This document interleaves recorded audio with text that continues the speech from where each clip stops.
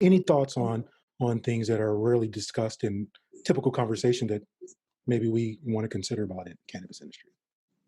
I think the state of technology is extremely immature, and that's just sort of the nature of the beast. I mean, in some states it's still not legal at all, and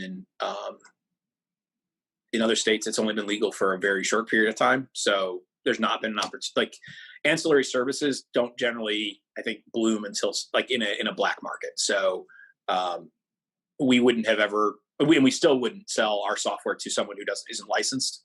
There's plenty of folks in California who run operations that I think are sort of in this gray area. They're not our market.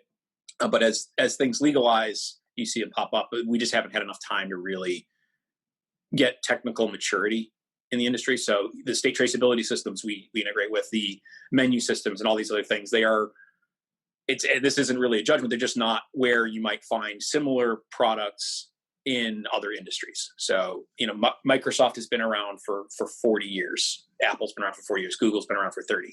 They've had lots of time and lots of resources to really bake their products well. We're looking at, LeafLogix has been around for 5 years. I've been here for 3. And the industry as a whole is probably no more than, I think Colorado had things starting around 2010. So about 10 years old.